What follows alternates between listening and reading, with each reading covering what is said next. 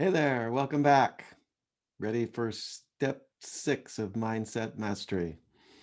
I always say every engagement, every step is very important, and this is no exception. And in some ways, this is possibly the most important, and it's also,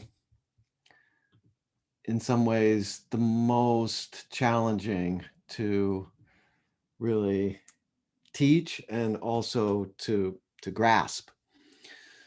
So the step is stand in the light of your true self. You can already see just by that title, this is something not necessarily straightforward and just mechanical.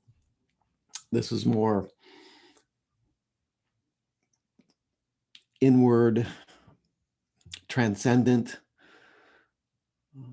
It's a it's a very kind of enlightening space to come from, a transformative space to come from.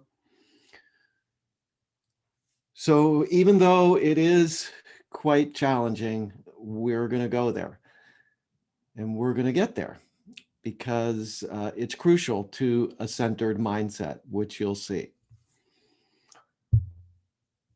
So number one is distinguishing the true self and how to access it. So what do I mean by true self? So as we've gone through already, you know that there's many aspects of the self, or at least the ego self. You've got the physical component, you've got the genetic component, along with that, the personality. You've got our patterns of reactivity that we've honed and developed over time. Part of that is the operating premises we come from. I'm separate.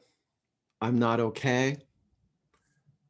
And part and parcel of that is a come from of this isn't it. I'm not satisfied. My satisfaction, my fulfillment, my saving grace, if you will, is always somewhere in the future, somewhere coming along eventually, but not right now, right here.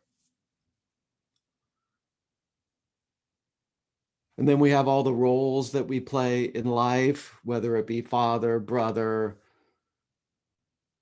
lover, teacher, student, whatever your career role is, whatever your role in the community is.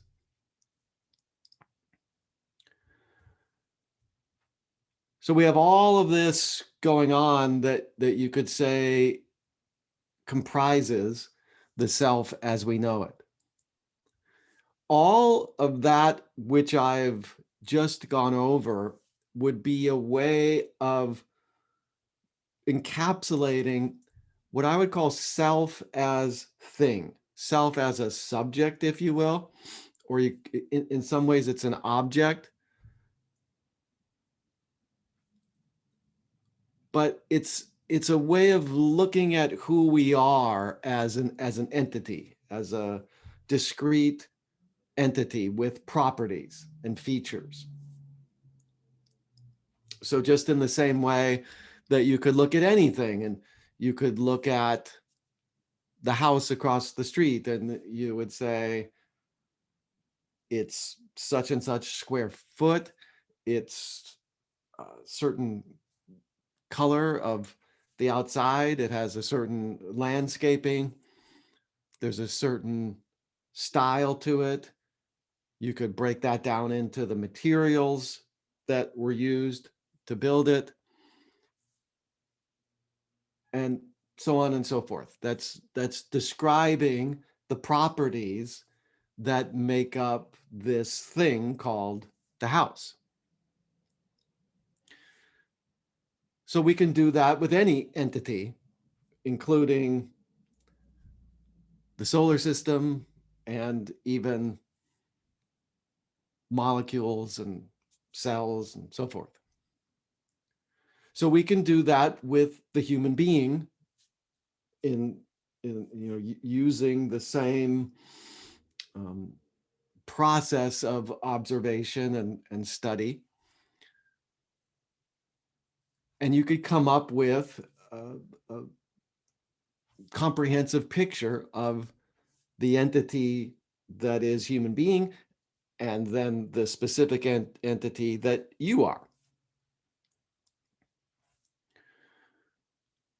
So if you were to describe yourself, you would have a lot of things to say. You'd maybe start with your name and your background. You might get into some of your personality features, some of your deepest beliefs, some of the things you care about, some of the roles that you play that are significant for you and seem to be a significant component of your identity in the world.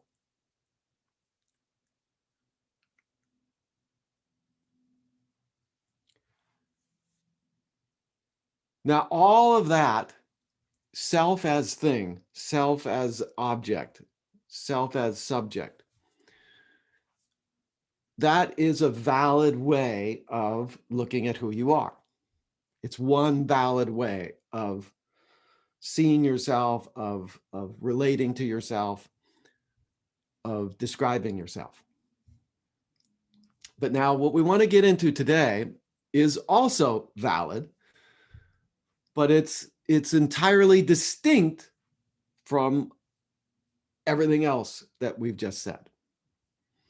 So I want to invite you into an exploration here about a way of seeing who we really are that's somehow not tied to descriptions. It's not tied to properties and features which can be measured and studied. Instead, it's something like the consciousness in which we experience our existence. As I say it here, it's the consciousness itself that lights up our internal and external world. We've certainly heard of the idea of consciousness. We recognize that we are conscious, but we don't normally stop and think about what does that really mean? Like, what's the significance of this consciousness in which we dwell? So this takes some doing to just kind of like get into that mind space and get into that sort of question of the space in which life can occur. So it's kind of like, for scientists, when they get beyond the mathematics of their theories, they use metaphors to try to explain and give people access to the essence of what they believe is real. So I know no other way to do it in this case as well. Now, I use the distinction of context. So let's take a moment to go into that before we go into more specific examples. Context is a very interesting phenomenon because while it's very significant, it's not something that you can see per se. It's not something you can necessarily measure in the same way that you can measure things. So, if you just think of just the normal usage of the word context, we normally think of the context of our speech. And how you could say the same thing in one context, same words, and yet it'll be received in an entirely different way because that's how it shows up in that context. Whereas if you say it in a different context, it'll be received in a different way, even though it's the same words. So just as a relatively trivial example, if I say, this is a great course, if we're out playing golf together, you'll know what I mean is I'm talking about this whole golf course that we're on and the way it's groomed and the way it's designed and the sweet spot of being challenging but not impossible, and uh, having beautiful features to it. All of that would go into, it's a great course. If I said that when we were in a college class together, you would know that I'm talking about what we're learning in this class and probably the excellence of the professor who's teaching the material and the way it's organized and the way it's expressed and the way we're engaged as students to participate and the reading and the whole curriculum and so forth. It's enjoyable in that sense. So this is a great course.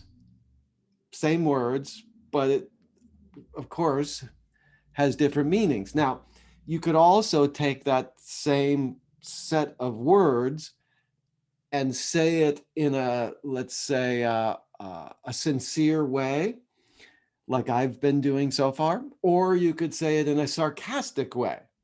So what meaning would you infer if I said something like, wow, this is a really great course? Well, whether I was talking about the golf course or the college class, you would probably get the idea I don't actually enjoy the class at all. So you can see just in that trivial example how context, it shapes the meaning of the words. So the words themselves, you could say, are the content. We could write the words on a page. We could see the words. We can hear the words coming out of somebody's mouth. We can record the words. But where's the context? The context is kind of shared understanding of what we're talking about. Or another example of that would be if I said, may I have some water, please? You wouldn't take a hose and pour water or dump a bucket of water over my head. You know that what I'm asking for is a glass of water that I can drink. I don't have to spell that out. It's understood within the matrix of shared practices that we both understand. Okay. So I bring all of that up because in a way you could say what we're doing here is we're looking for a way of understanding ourselves in a contextual sense rather than as an object, as a thing where it has properties and then in essence it's content that we can see and feel and uh, uh, break down into constitutive parts and so forth. Again, all of that's valid to look at the self in that way, but it may not be the only valid way of looking at it. So we want to explore a way of seeing self that's more like the space for what shows up, the space for the content. And what you realize when you study context and the relationship of context to content is that the context seems to allow certain content to make sense, or in a way, it allows certain content to reveal itself, and it disallows other content, or it certainly uh, it kind of kills off the validity of other content, even if it might show up. It shows up as something to not pay attention to. So if you think about a desert, the content of a desert is pretty clear. Sort of think of a classic desert. It's going to have lots of sand as far as the eye can see. The sun's pretty hot, not a lot of shade, not a lot of water, not a lot of vegetation, not a lot of life altogether. Now, you may have a cactus here or there. You may have certain creatures that can thrive in that environment, but it's going to be relatively barren by contrast, for say, to a tropical rainforest. Now, if you're in a desert,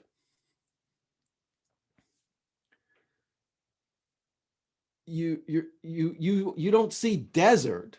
You see all these pieces of content, and what we've done as human beings is we've categorized that set of content, and we say, okay, that's what we mean by desert. It's a place like this with sand and all those features.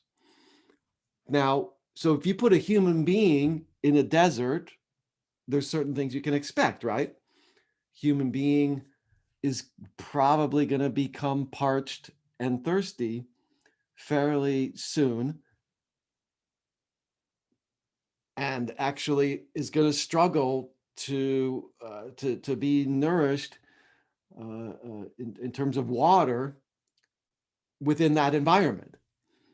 And I like that example because you could see that it doesn't matter how hard you work for it. It doesn't matter how much you want it. It doesn't matter if you think you're a good person or not a good person.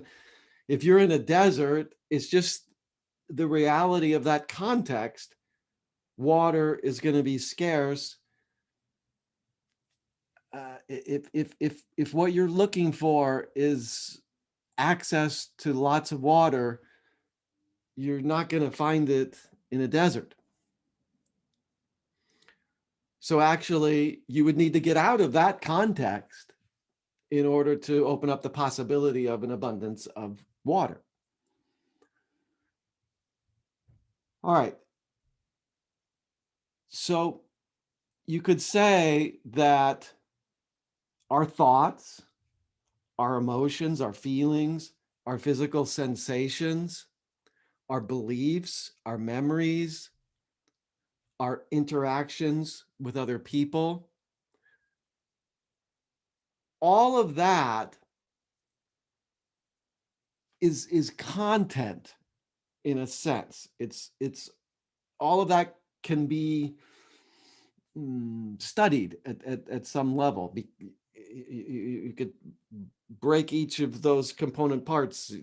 You could look at a body sensation and study it, the intensity of it and where it's located and maybe what's causing it. And you could even take an emotion. Now, an emotion is less tangible, of course, than a physical sensation. But within a sociological or psychological framework, there's a way to study emotions and sort of look at them and be with them and think about them.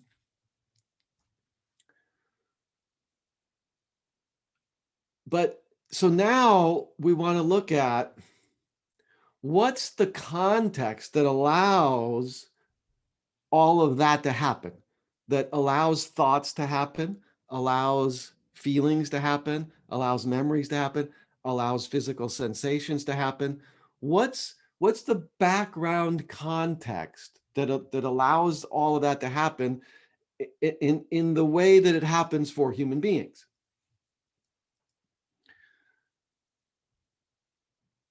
So I don't know any better way to say it than consciousness. The other way you could say it is awareness. I like consciousness. You could use awareness. It's kind of getting at the same phenomenon. So try to work yourself into this, what I'm getting at here. I think we all have a sense we are conscious. We know that consciousness exists or awareness exists. But do you see what I mean when I say you can't really measure it per se?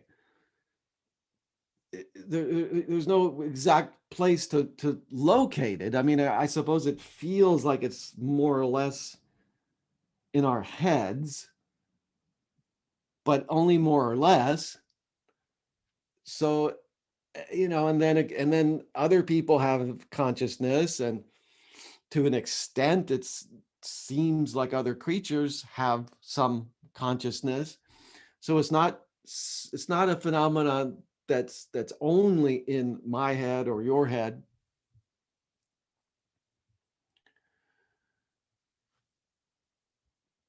But there's something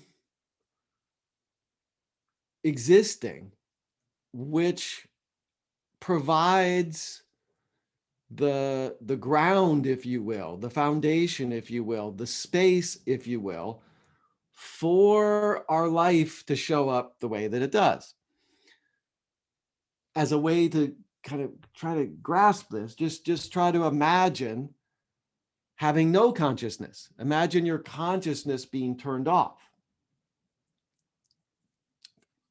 Pretty hard to imagine. I mean, we can imagine lots of things, but that's a hard one to actually. I mean, you can imagine the concept of that, but to actually imagine what it would be like to be without consciousness is virtually impossible, because there is no way that anything would be like anything without consciousness. It's consciousness that allows life to show up in any particular way.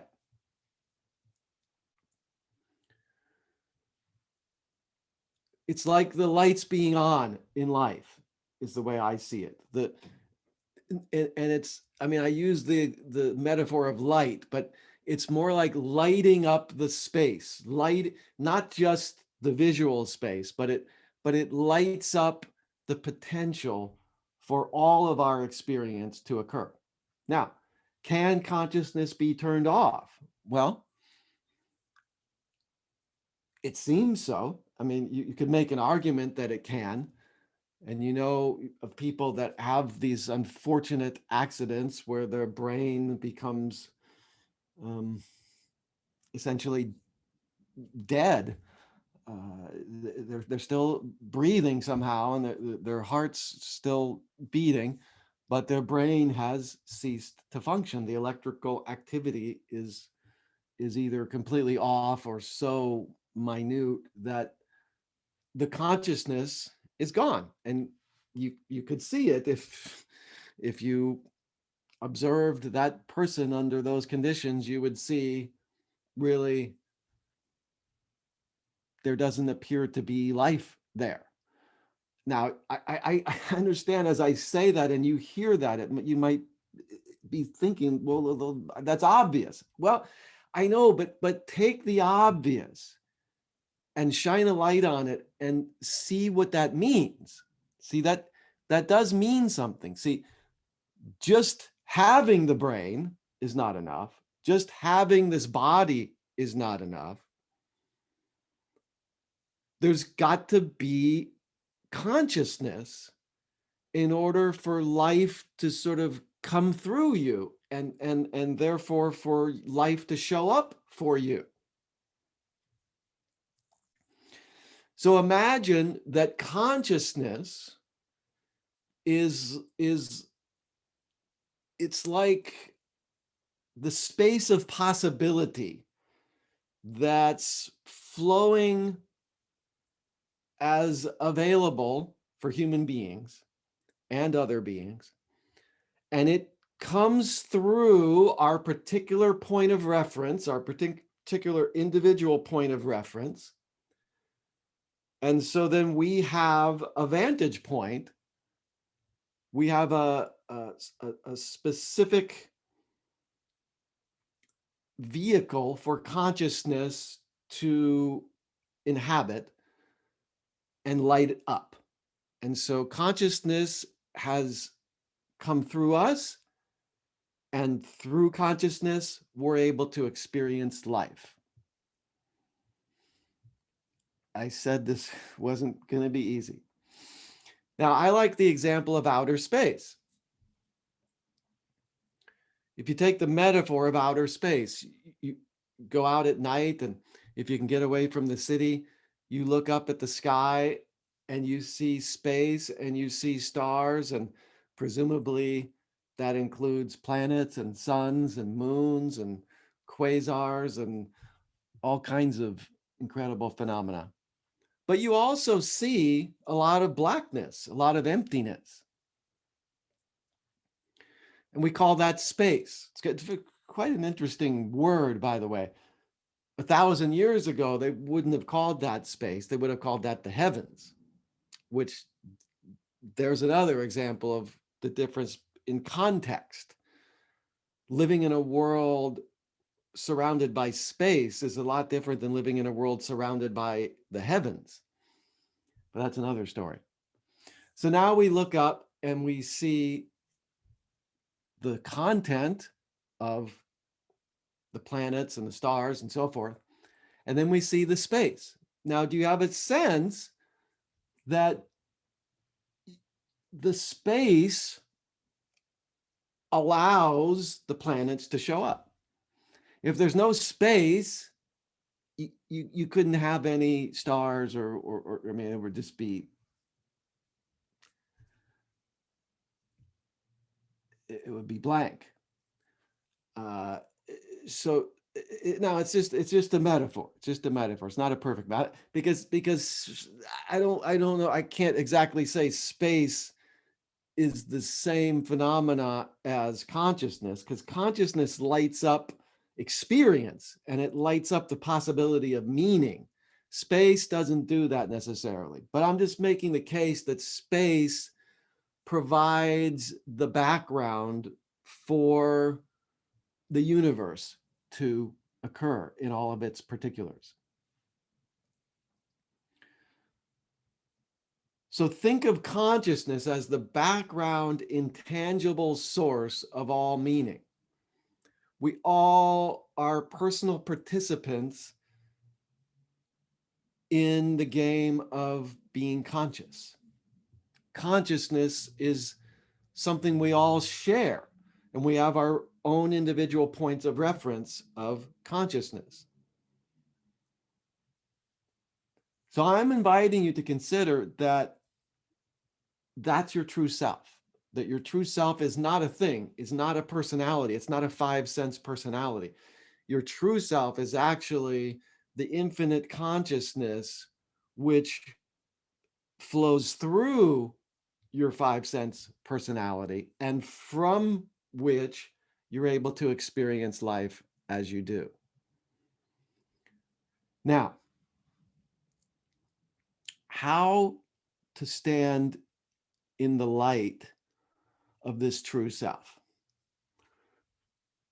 Well, sometimes we are graced with what I call magical moments. And I want to go through a few of these so that you can maybe remember some of these from your past, or at least maybe you've seen this in films, or some of your friends have described something like this. But have you ever had a moment, maybe playing sports, maybe experiencing some artwork? It could be a dance, it could be a symphony, it could be a rock concert, It could be listening to an album at your home, or maybe making love with your partner. Something like that. Have you ever experienced this? I call it a magical moment where, and it could be in nature also, where you just you kind of feel this ecstasy, this ecstatic feeling. And I think it's characterized usually by a sense that your ego self has quieted down. Your ego self for that moment has disappeared. And because of that, you experience this profound oneness. Now,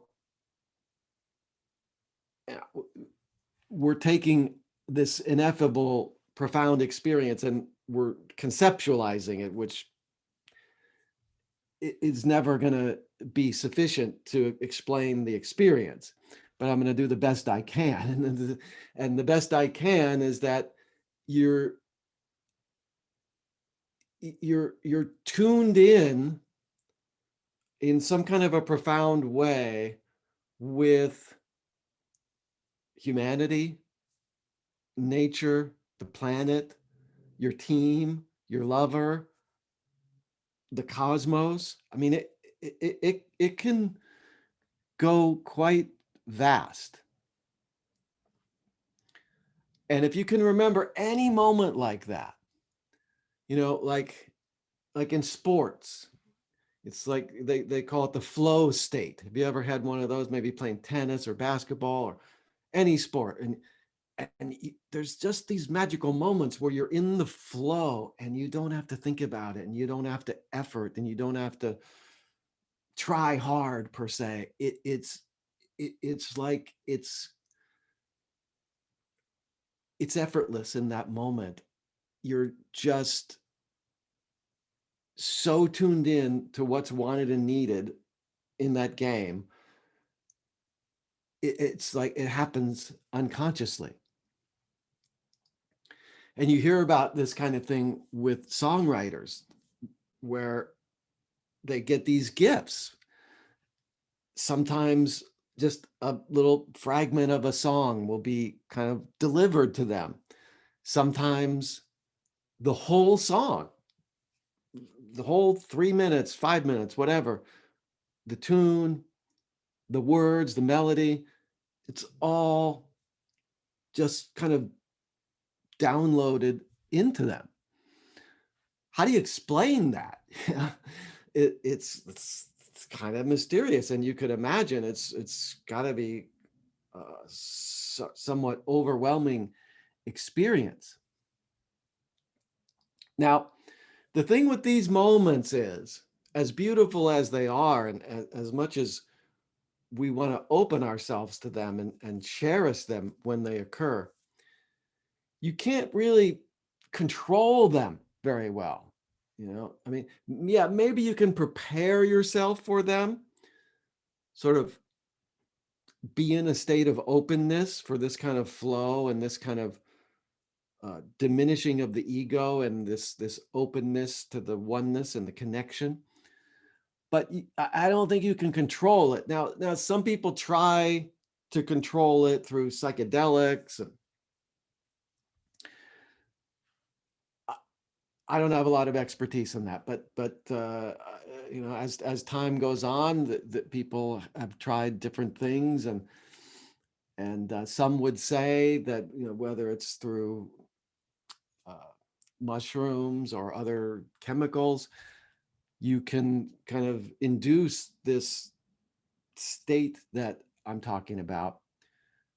And I think what happens there is through these drugs, you know, certain neurons in your brain are either sort of numbed or enhanced, and such that uh, the survival concern of our normal everyday life goes way down, and you're just kind of left with this sort of bliss state, which is what's there when you're not having to be preoccupied with survival. Now, I think meditation can be a pathway to prepare yourself for these kind of experiences. And meditation is beyond just as a pathway to ecstatic experience. Meditation is a way over the long term to train yourself to tune into your true self, the self beyond the ego, the self beyond the roles that you play, the self beyond the thoughts, the self beyond the reactions. I highly recommend a meditation practice, even if it's just 10 minutes a day, 10 minutes a day of just being quiet and listening to your thoughts and being with your experience and kind of being that observer self, watching it happen and not attaching your attention to any particular thought or experience. It's quite powerful. And you start to see through that, by the way, there's so much of this ego self that we're not in control of. I mean, you think about your thoughts, they just sort of rumble through there, right? It's not like you're controlling every single thought. It's not like you're conjuring up every thought from moment to moment. The thoughts just come, they just cascade upon you. And it's the same thing with your mood. Are you really choosing your mood, or is it a mood something in which you find yourself? And a lot of times, even our moment to moment experience, it's sort of beyond our ego's control.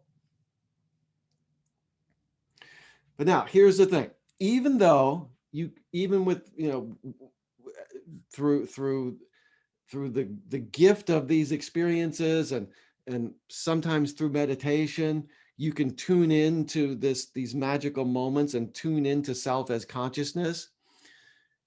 It's still going to be quite rare that you'll have those beautiful moments and those moments of crystal clarity.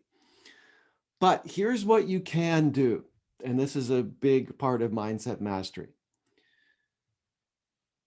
You can always know the truth, and you can always distinguish yourself as the space of consciousness. Okay, so let's break down what I mean by that.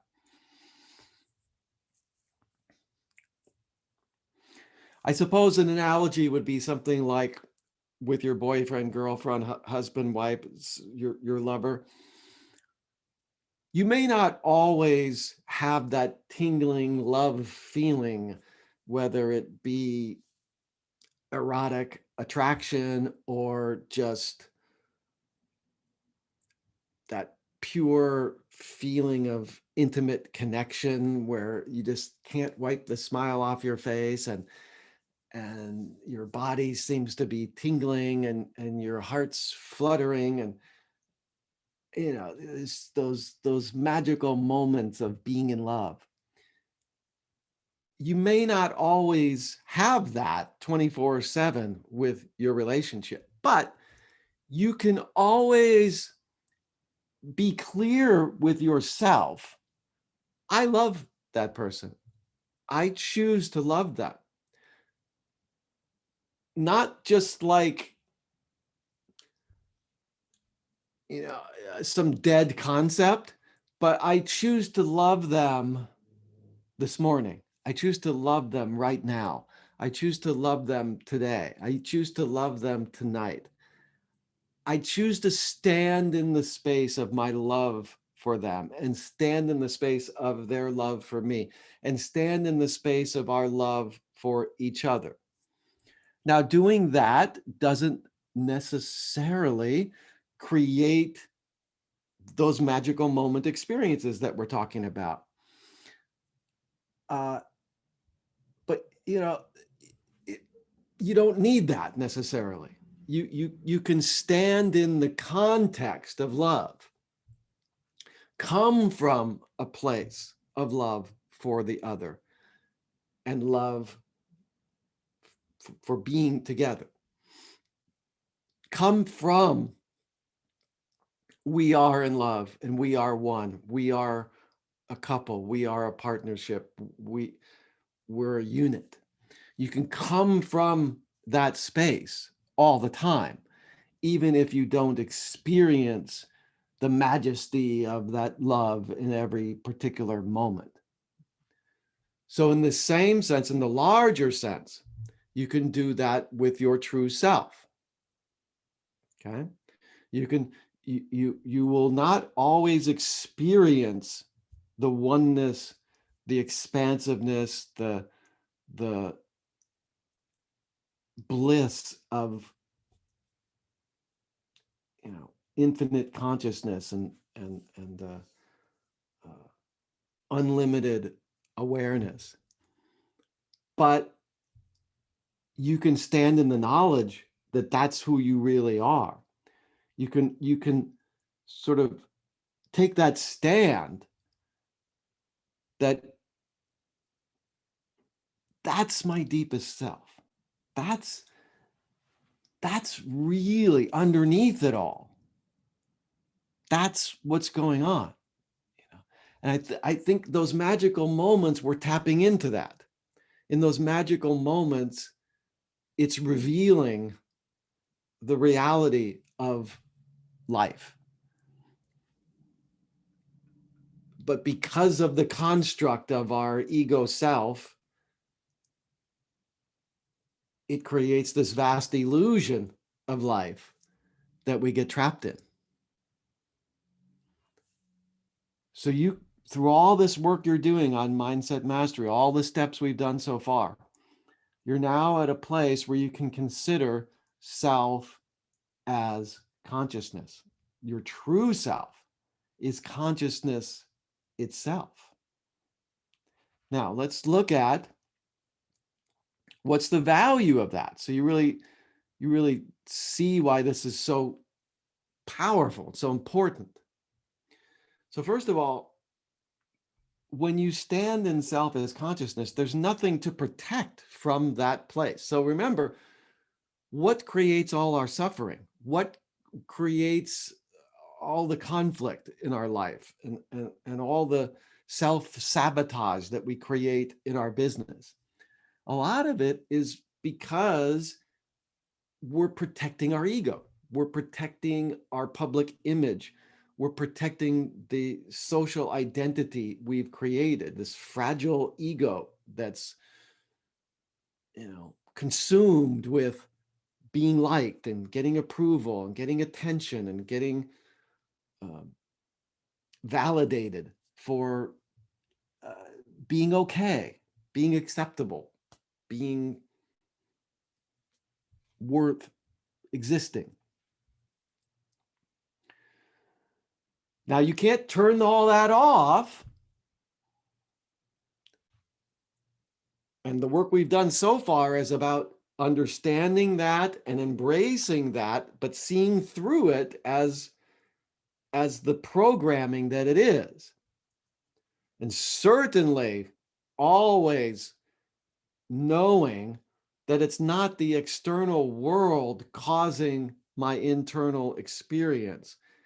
It's the mechanism I am interacting with the external world. It's really the mechanism I am that's the variable that's giving me my reaction to the external world.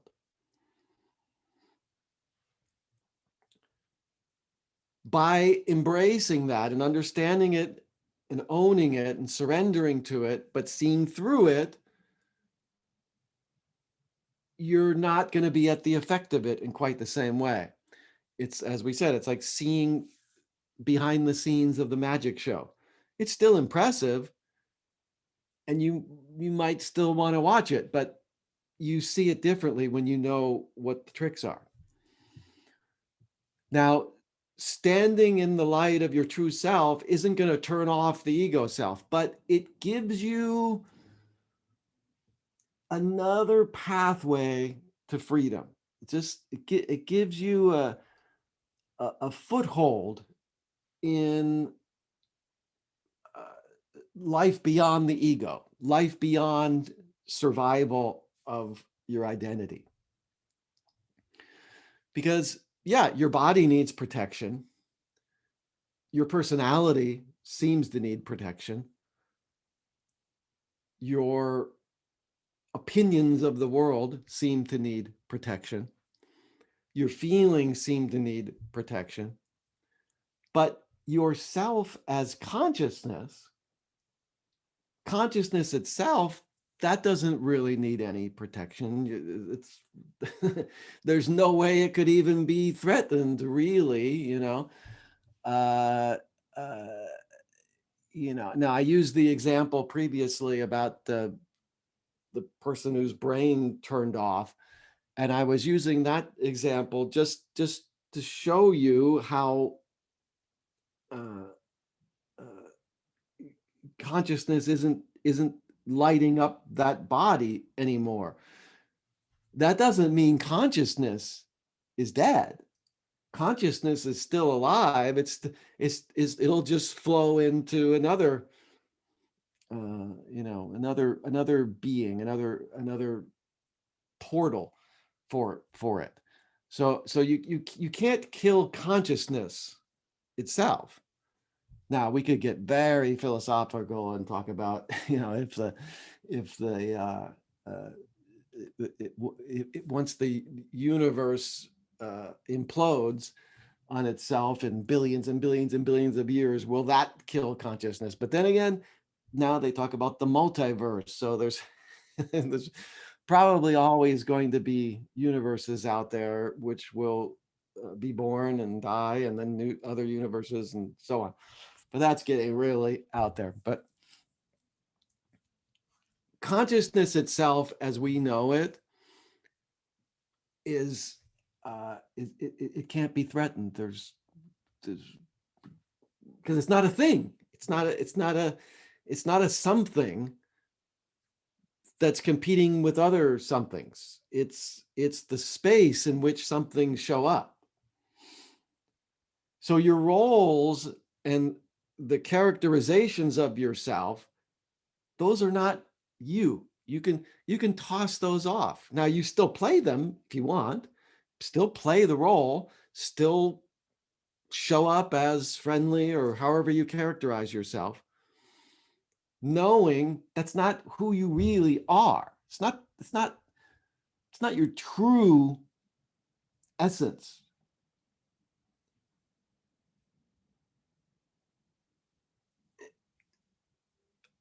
And again, as fun as it is to play those roles and to take on a personality and you know live life from this particular perspective, but once you do that, there's kind of something to protect, something to hold on to, something to maintain, something to preserve. Uh, but consciousness itself, nothing to protect. So that's I think that's a beautiful distinction you can make that just gives you a sense of calm and peace and relaxation. And similarly, there's nothing to improve. There's nothing you can't improve consciousness. I mean, there's lots of things you could potentially improve. You can make something bigger, you can make something smaller, you could make something prettier, you could make it more efficient. But consciousness, awareness, there's no way to improve that. It's already perfect as is. You couldn't. I mean, how can you improve outer space? It's not missing anything. There's nothing missing. There's nothing bad. There's nothing wrong. There's nothing flawed. Consciousness is just this really perfect phenomena that's there's no way to improve it. So while your ego self is always grasping for more and grasping for, that, like I say, that validation, your true self doesn't need any validation. It doesn't need to improve. It has nothing wrong, and therefore it can't get any better. And then there's that sense of beautiful connection and oneness with others, with your family, with the world, with the human world, so to speak, with humanity, but then also with the natural world, with the cosmos. This is coming from this place is an entirely new and different consciousness to take on. It's like, yeah, you're always conscious, but it's sort of being conscious of your consciousness. That's what I'm inviting you into here. Being conscious of yourself as consciousness is a new perspective to take on the nature of life and the nature of the game of life. And therefore, your participation in the game can be different. It can have a certain fluidity to it, a certain freedom, because it's like that freedom of nothing to hold on to, nothing that you're in reaction to. There's nothing you're resisting. And this sense, see, this is the way to get access to something beyond separation. And that sense of separation is so endemic to our ego consciousness. It's such a integral part of being a separate thing, being an entity. You've got to be a separate entity. It doesn't make sense to talk about this thing without opposing it to other things. That's the nature of the thing world, is that you have separation. You have maybe participation among the things and interaction and interdependence, but it's still different things. That's just, there's no way around that. And it doesn't mean that's bad, but you get everything that comes with that. The fear and the grasping and the suffering. Coming from self as consciousness, you get access to the oneness of it all. I'm merely an expression of consciousness. We're all sharing consciousness. Certainly as human beings, we're sharing the human consciousness. And then there's the consciousness of mammals, and the consciousness of all creatures, and the consciousness of all life, and then to some extent the consciousness of the cosmos itself. Big stuff, I know. But this it puts what you're doing as a business person into a whole new light, and it gives you, ultimately what it's going to do is it's going to give you a confidence and a calm it's going to be empowering for you. It's going to guide you through the storms of life in ways that most people will get stuck and drown. So now, this can sound very ineffable and very esoteric. How do you be your true self, but also be fully engaged in the world? Come from true self, but be fully engaged in the world. What I want to suggest is that from that space of consciousness, that space of awareness in which we dwell, we then, as the particular point of reference that we are, we can make a choice about what matters to us. Now, to some extent, were first of all brought into an existing matrix of what matters. Our culture tells us, our family tells us, and for most of our life, we get the sense that's the only game in town. But now we see that we appreciate our cultural values and our family values, but it's not the be all and end all. It's maybe wonderful, maybe we agree with it, but maybe we're open to other possibilities too. And even if we agree with it, there's a difference between agreeing with it and choosing it for yourself. So what I want to suggest is that you begin to ask yourself, what are my core values that I am going to live in alignment with?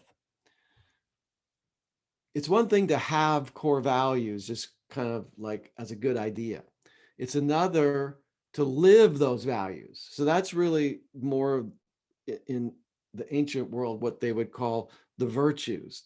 You couldn't be virtuous if you weren't acting in alignment with your values. There, in the ancient world, there's no such thing as just sort of having a value or being virtuous but not acting virtuous. It wouldn't really compute. So I like that, and I'm inviting you to clarify your particular core values. Not that they're the absolute right values, not that they're objectively the right values for everyone else, not that they're the only values, but for you, they call to you, they make sense to you, they empower you, they seem right to you, for you. And you have a sense that if I live from these values, I'll make choices that I'll be proud of, and I'll avoid mistakes that I'm going to regret. And once you identify, even if it's one value, 2, 3, maybe 5 values that are core for you, then be very clear the actions, what I call right action. This is from the Eastern tradition, right action. Right action just means it's action that's aligned with your core values. And the thing with right action is there's no exceptions. It's not like, I'll do it when it's convenient. No, if it's in alignment with your core values, in a sense, you must do it. If it's not in alignment with your core values, in a sense, you must not do it. And I can tell you, I don't think I practice this 100% perfectly, but to the extent that I live this, I have found this idea of standing for my core values and coming from right action to be incredibly empowering for me. And it has actually made my choices in life very easy in a way, because I don't have to deliberate that much with certain ethical or moral choices, because I can just see what's right for me based on my core values. Now, that may cost me money. It may cost me friendships. It may be uncomfortable in certain respects, but that's okay. I can live with that. What I can't live with is the internal suffering and the uh, uh, sort of sabotaging of who I am and what matters to me for the sake of comfort and convenience. So this is going to be crucial in your business. You see through a conversation like this that however abstract this all may seem, these are actually the issues that are at the heart of the matter of being a successful business person. Sure, you want to have a good marketing strategy and obviously a valuable service or product. And yes, and I'm not saying all of that's easy. But if you don't have this kind of clarity that we're talking about, chances are life's gonna derail you, I would say rather easily. And that's why most businesses end up struggling or failing. It's not that there's not great ideas. It's there's something else going on. Well, I call it the centered mindset or the fragile mindset.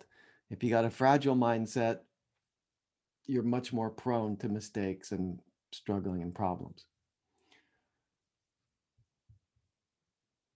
Okay, so this was a deep step here, and uh, you don't need to expect to 100% completely grasp this all from this conversation together, but you're now open to it and you have a lot to think about.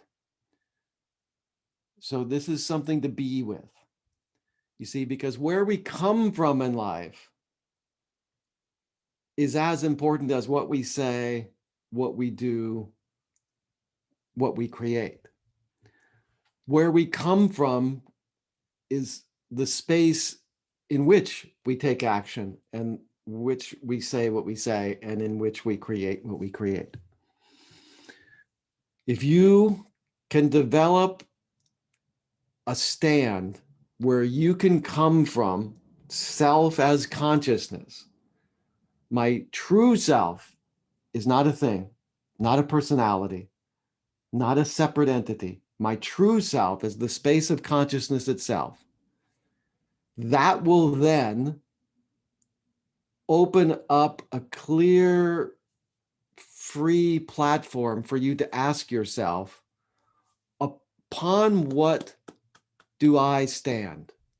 What are the absolute core values of life that I choose, me, that I choose, that I even like I say, even if your parents have taught you, it's it's not enough to just do it as a duty or an obligation. Something powerful happens when you consciously choose it. You purposefully choose your values. And then you consistently act in accordance with those values. You become pretty much unstoppable. So just one more time. It's kind of a 3-step process. Opening up the space of coming from self as consciousness, that's step 1. From that space, that open space of possibility, choosing the core values that matter to you and that you're going to sort of govern your life from. That's step 2. And then third, acting in alignment with those core values, even when it's inconvenient, even when it's uncomfortable. Okay. Good work. Stay with it. Keep being with it. You're on your way to mindset mastery. See you next time.